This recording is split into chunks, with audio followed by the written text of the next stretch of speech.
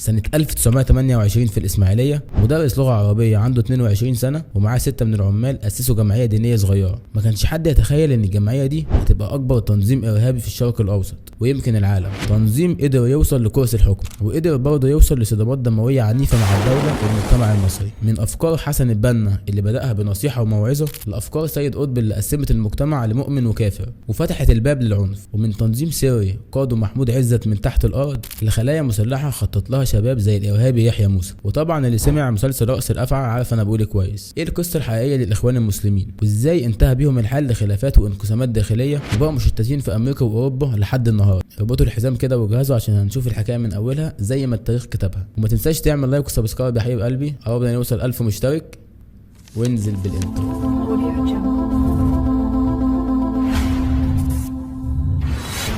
الحكايه بدات من حوالي 100 سنه. مصر ساعتها كانت متبهدله تحت الاحتلال الانجليزي والخلافه العثمانيه لسه ساقطه والبلد عايشه في حاله من التخبط. وفي وسط الاجواء دي في مارس سنه 1928 ظهر شاب في الاسماعيليه عنده 22 سنه مدرس لغه عربيه ذكي ومنظم جدا اسمه حسن البنا. الشاب ده فهم اللعبه صح، ما بداش كلامه بالسياسه ولا بالحكم، بدا بالدعوه والعمل الجماعي وسط الناس البسيطه وعمال شركه قناه السويس. وبعد كده حسن البنا نقل المقر الرئيسي بتاعه من الاسماعيليه للقاهره وبدا يبني دوله جوه الدوله. الجمعيه الدينيه بتاعته اسست مدارس ومستشفيات وشركات اقتصاديه والناس حبتهم لانهم سدوا الفراغ اللي الدوله كانت سايباه. وفي الحقيقه الطموح ما كانش مجرد عمل خيري. وفي اواخر الثلاثينات بسبب الحرب العالميه الثانيه وتطورات قضيه فلسطين البنا اخذ القرار الاخطر في تاريخ الجامعه وهو تاسيس التنظيم الخاص او الجناح العسكري السري. التنظيم ده كان شغال من ورا ظهر اعضاء الجماعه العاديين وبدا يدخل في سكه الاغتيالات والتفجيرات اللي هزت مصر. وفي سنه 1947 اختاروا القاضي احمد الخزندار قدام بيته لمجرد انه اصدر احكام لسجن اعضاء من جماعه الاخوان في قضايا تفجير سينمات. بعديها بسنه على طول سنه 1948 ومع زياده خطوره التنظيم اصدر رئيس الوزراء محمود فهمي النقراشي قرار بحل الجماعه ومصادره اموالها، ولكن الرد كان صاعق. وبعد كام اسبوع بس دخل عضو من جماعه الاخوان متنكر في لبس ضابط شرطه واختل النقراشي باشا جوه وزاره الداخليه. انت متخيل الموضوع وصل ليه؟ وفي نفس السنه الشرطه صدفت وقبضت على عربيه جيب مليانه وثائق ومتفجرات وخطط لتفجير منشات ومحلات يهوديه في القاهره، وده كان الدليل الصريح على وجود جهاز سري مسلح. ولكن الرد كان سريع برضه من الدوله. وفي فبراير سنه 1949 في شوارع القاهره تم اغتيال حسن البنا نفسه كرد فعل مباشر على اغتيال النقراشي باشا.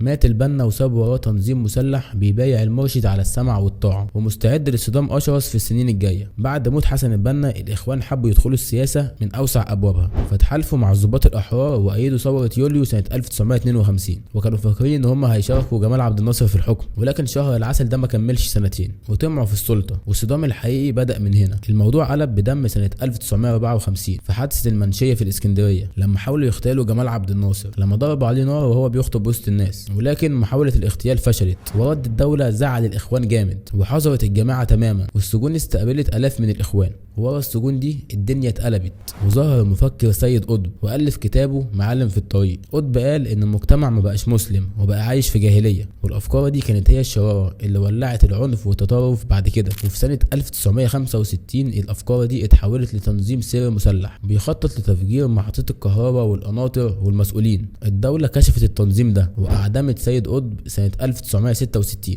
لكن الصدمة فين بقى؟ إن في نفس الزنازين كان مسجون شابين صغيرين شربوا الفكر المتشدد بتاع سيد قطب ده لما شبعوا، وكان أبرزهم محمود عزت اللي بعد كده بقى عقل التنظيم ومحمد بديع اللي بقى بعد كده مرشد للجماعة في 2011. الشباب دول لما خرجوا بعد سنين بقوا هم الحرس القديم اللي مشوا الجماعة كلها على هواهم وعلى نفس العقلية السرية والتشدد بتاع سيد قطب لحد النهارده. ومع بداية السبعينات مات الرئيس جمال عبد الناصر ومسك مكانه أنور السادات. السادات لقى نفسه في معركة مع التيارات اليسارية والناصرية اللي مسيطرة على الشوارع والجامعات، فأخد قرار تاريخي يا ريته ما خده. فقال ان هخرج الاخوان والجماعات الاسلاميه من السجون عشان يعملوا توازن ويضربوا التيارات دي. وفعلا الاخوان خرجوا بذكاء وهدنوا السادات وتغلغلوا جوه الجامعات والنقابات وبنوا جيل جديد وقاعده شعبيه قويه جدا. لكن المشكله ان فتح الابواب للافكار دي خرج الامور عن السيطره تماما وبدات تظهر جماعات وتنظيمات عنيفه جدا ونفذت عمليات هزت مصر في السبعينات.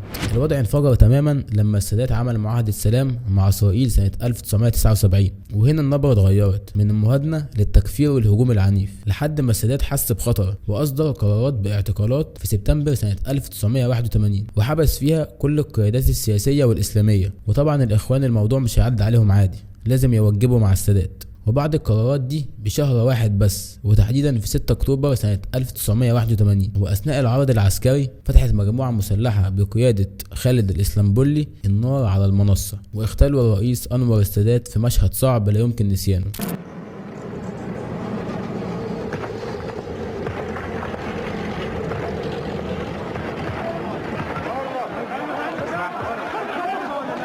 اللي نفذ الاغتيال كان تنظيم الجهاد وجماعات العنف، لكن في الحقيقه التنظيمات دي ما هي الا الابن الشرعي لافكار التشدد لسيد قطب اللي خرجت في الاساس من عبايه الاخوان. لو حسيت ان انت استفدت ودخلك كده شويه معلومات جديده، انزل اشترك عشان محتوانا الجاي كله كده. بعد اغتيال السادات مسك الرئيس حسني مبارك حكم مصر، وقرر يتعامل مع الاخوان بسياسه العصا والجزره، يعني محظورين بس موجودين. سابهم يدخلوا النقابات والبرلمان كمستقلين عشان يمتص غضبهم، وفي نفس الوقت كل ما حجمهم يكبر الامن يعمل حمله اعتقالات. وطبعا ده ما كانش برضه احسن حل. وفي الثمانينات والتسعينات وصولا باواخر عهد مبارك الدنيا ما كانتش هاديه برضه. مصر عاشت سنين مرعبه من الارهاب والعمليات اللي هزت البلد، وما بقاش فيه خط احمر، حتى الكنائس والمساجد ما سلكتش منهم، زي احداث الزاويه الحمراء سنه 1981، ودي كانت فتنه طائفيه مأساويه، اعمال عنف وحرق لبيوت ومحلات بسبب خلافات على قطعه ارض كان هيتبني عليها كنيسه. وطبعا ده كان بسبب الشحن الديني المتطرف اللي كان مالك الجو ساعتها، واغتيالات وضرب السياحه، وابشعها كانت مذبحه الاقصر سنه 1997 اللي راح ضحيتها حوالي 62 سائح اجنبي من عناصر الارهاب. وبرضه اغتيال الشيخ الذهبي واغتيال المفكر فرج فوده عشان كان بيرد على تيار الاسلامي السياسي، ومحاوله اغتيال الرئيس حسني مبارك نفسه سنه 1995 في اديس ابابا عاصمه اثيوبيا لما ضربوا نار على موكبه، ولكن المحاوله فشلت. وفي سنه 93 محاوله اغتيال المسؤولين زي محاوله اغتيال وزير الداخليه حسن الألفي ورئيس الوزراء عاطف صدقي، وتفجير كنيسه القديسين في 2011. ودي كانت الجريمه الابشع اللي قفلت عهد مبارك قبل ثوره يناير بايام قليله، لما انفجرت قنبله قدام كنيسه القديسين في الاسكندريه في ليله راس السنه، ومات فيها عشرات من المصلين المسيحيين الابرياء وهم خارجين من الكنيسه.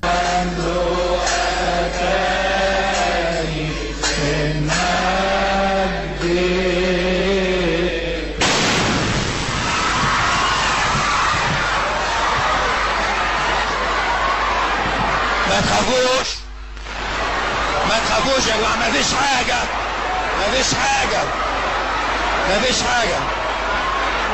والحادث ده بالذات هز وجدان الشعب المصري كله مسلم ومسيحي. وبعد ثورة يناير 2011 الإخوان أسسوا حزب الحرية والعدالة، وفي 2012 وصل مرشحهم محمد مرسي لحكم مصر، وكان وراه المهندس المالي والسياسي للجماعة خيرت الشاطر. لكن تجربة الحكم ما كانتش هادية وأثبتت فشل الإخوان في حكم مصر. الدولة دخلت في حالة استقطاب حاد وأزمات في الشارع واتهامات للجماعة. الوضع انفجر تماما بعد سنة واحدة بس، ونزل ملايين المصريين في الشارع في 30 يونيو 2013 بيطالبوا بانتخابات مبكرة. وفي 3 يوليو استجاب الجيش للشعب وتدخل بقيادة زعيم الشرق الأوسط الرئيس عبد الفتاح السيسي لعزل مرسي. يؤدي رئيس المحكمة الدستورية العليا اليمين أمام الجمعية العامة للمحكمة إجراء انتخابات رئاسية مبكرة على أن يتولى رئيس المحكمة الدستورية العليا إدارة شؤون البلاد خلال المرحلة الانتقالية ولحين انتخاب رئيسا جديدا. وتم تعيين المستشار عدلي منصور رئيس مؤقت لمصر. وبعد عزل مرسي وفض اعتصام رابعه والنهضه، البلد دخلت في موجه عنف مرعبه هزت امن مصر، وظهرت مجموعات مسلحه وخلايا نوعيه اتفرعت من نفس المنبع الفكري بتاع سيد قطب، وبدات تضرب في كل اتجاه. وشهدت مصر هجمه شرسه طالت الكنايس والمساجد والمدارس والمباني القبطيه في مختلف المحافظات، وخصوصا في الصعيد في اكبر موجه اعتداء طائفي مرت على مصر. وفي سبتمبر 2013 محاوله اغتيال وزير الداخليه محمد ابراهيم في مدينه نصر عن طريق عربيه مفخخه استهدفت موكب وزير الداخليه، ولكن الحمد لله المحاوله فشلت. وبرضه تفجير مديريه امن الاهليه في ديسمبر 2013، وده تفجير انتحاري ضخم هز مبنى مديريه المنصوره وساب وراه ضحايا ومصابين. والدوله اعلنت بعد الحادثه دي رسميا ان جماعه الاخوان تنظيم ارهابي. في الفتره الانتقاليه دي البلد كانت بتغلي وكانت بتدفع ثمن غالي جدا من دم اولادها واستقرارها. الوضع فضل صعب جدا على المصريين لحد ما انتهت الفتره الانتقالية، ومصر بدأت تدخل مرحلة جديدة خالص من المواجهة الأمنية وتفكيك الخلايا دي من جذورها. من بعد سنة 2014 مع تولي الرئيس عبد الفتاح السيسي حكم مصر، طريقة الدولة في التعامل مع الإرهاب اتغيرت تماما، ما بقاش مجرد رد فعل. السيسي أخذ قرار بالمواجهة الشاملة وتجفيف المنابع، يعني ضرب التنظيمات دي في الامن والفلوس والفكر، واهم حاجه في الحوار ده كله هو الفكر. المعركه الاكبر اللي واجهت مصر كانت في سيناء. الجماعات التكفيريه اللي خرجت من رحم فكر الاخوان وبيعة داعش كانت عايزه تاخد سيناء وتعملها اماره متطرفه. وفي السنين دي مصر واجهت حوادث صعبه جدا وجعتنا كلنا، زي اغتيال النائب العام المستشار هشام بركات في 2015، فجروا موكبه في قلب القاهره قدام بيته بسياره مفخخه، ودي كانت صدمه هزت المجتمع كله واثبتت خطوره الخلايا النوعيه جوه المحافظات.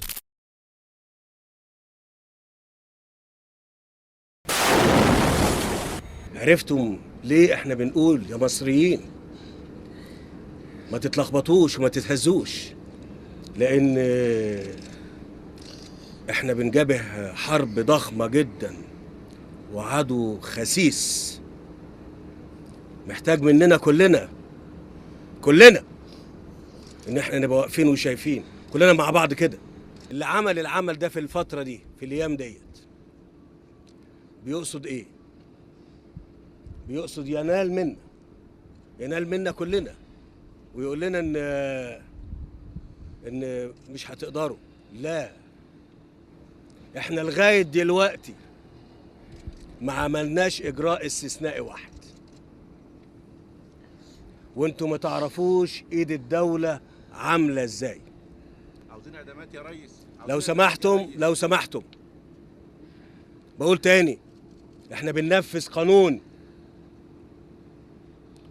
هتصدر حكم بالإعدام هيتنفذ حكم الإعدام، هتصدر حكم بالمؤبد هيتنفذ حكم المؤبد.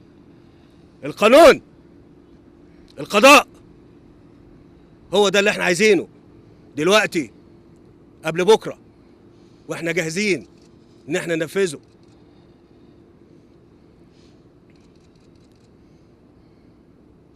هنشوف. عارفين يعني النائب العام؟ لا، انا هقول لكم بالنسبه لي النائب العام يبقى ايه. النائب العام يعني صوت مصر، يعني اللي ضرب امبارح بيسكت مصر. النائب العام يعني صوت مصر، مش كده ولا ايه؟ طبعا. مش هو اللي ادعاه؟ طبعا. مش كده يا فندم؟ نعم. طب وبعدين؟ والأبشع من كده هو تفجير معهد الأورام في أغسطس في 2019، وراح ضحيتها أكتر من 20 واحد و47 واحد مصاب عن طريق عربية كانت مليانة متفجرات. هقول يعني ما عايز أوصف يعني إزاي يعملوا في معهد أورام، يعني الإنسانية تبكي في الزاوية عند الإخوان. وفي سنة 2017 ملحمة كمين البرث واستشهاد العقيد البطل أحمد المنسي، المعركة الشهيرة اللي ضرب فيها أبطال الكتيبة 103 صاعقة، أروع أمثلة التضحية والدفاع عن الوطن. ومذبحة مسجد الروضة ببئر العبد في 2017، ودي من أبشع الجرائم لما دخلوا ضربوا نار على المصلين في صلاة الجمعة وراح ضحيتها 305 شهيد. قصاد كل ده الرئيس السيسي أطلق العملية الشاملة سيناء 2018، والجيش والشرطة مع قبائل سيناء طهروا الجبال والوديان والأنفاق ودفعوا الثمن من دمهم، لحد ما الرئيس عبد الفتاح السيسي أعلن رسميا إن سيناء خالية ومطهرة من الإرهاب، وبدأنا مرحلة التعمير في سيناء.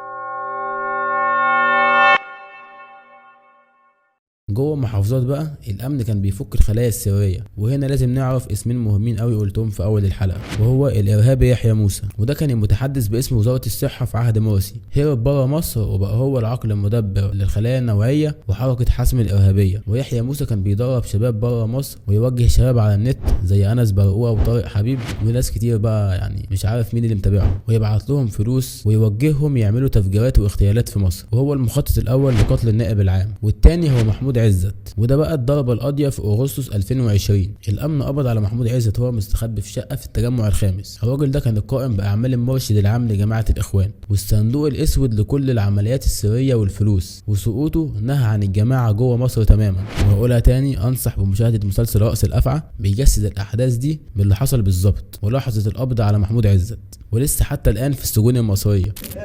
لا تفتح علي باب الزنزانه الا ثواني استلم فيها الاكل، وبعد الاكل يحدفوا لي من فتحه في البتاع دي، حتى ما يكلفش نفسه انه يفتح الباب عشان يسلم لي الاكل. وبعد ذلك لا اتحرك ولا يعني استنشق هواء الا من خلال هذه الجدران اللي هي في مساحه الزنزانه. النهارده بفضل ربنا ثم توجيهات الرئيس عبد الفتاح السيسي وتضحيات ولادنا، الحصار على الاخوان ما بقاش بس امني، ده بقى شعبي ودولي. والصدمه الكبيره للاخوان بقى انهم فقدوا دعم مخابرات دول اجنبيه كانت بتشغلهم زمان من غير ما نقول اسماء كلنا عارفين. الدول دي لما لقيت ان ورقهم اتكشف ومصالحها اتغيرت نفضت ايديها منهم وسابتهم. اول حرف منها قطر. ودول كتير في العالم صنفتهم رسميا بجماعة إرهابية وقفلت حنفيات التمويل عليهم. بس الأهم من كل ده هو وعي المصريين اللي عرفوهم على حقيقتهم، وخلاص بقى كلامهم ما بقاش يدخل علينا. هم حاليا مطاريد وأغلبهم عايش في أوروبا وأمريكا، قاعدين بره على القنوات والنت كل شغلتهم يبينوا ان النظام الحالي فاشل، ويحاولوا يستغلوا اي ازمه عشان يسخنوا الناس. حتى لو مفيش ازمه ممكن يخترعوا ازمه، لكن خلاص المصريين فهموا اللعبه دي كويس، ومهما حاولوا يشوهوا في البلد وينشروا احباط الشعب خلاص اخد قراره النهائي. وبنوجه لهم رساله من البرنامج دلوقتي: ما تحاولوش، لان الشعب المصري ايد واحده مع القياده وانتوا بره مصر. تخيل ان الحكايه دي كلها بدات سنه 28 بواحد عنده 22 سنه مدرس لغه عربيه حب يعمل جمعيه دينيه صغيره. فالاهداف اللي باينه حاجه لينا لو النوايا اللي جواهم حاجه تاني. فمش اي كلام تسمعه من الاخوان تصدقه، لازم تعرف هو ايه هدفه من كلامه، وهو عمره ما هيعترف بالنوايا اللي جواه. والحمد لله البلد عرفت تحمي نفسها وتقف على رجليها من تاني وتطرد الاخوان بره مصر، وكلهم دلوقتي على النت متغاظين. بس كده، لو عجبتكم الحلقه ما تنسوش تعملوا لايك وتشتركوا في القناه واكتبوا لي رايكم في الكومنتات، احب اقراها. تفتكروا ايه اكبر درس المصريين يتعلموه من الاخوان؟ واشوفكم في الحلقه الجايه من توني اند جغرافي. سلام.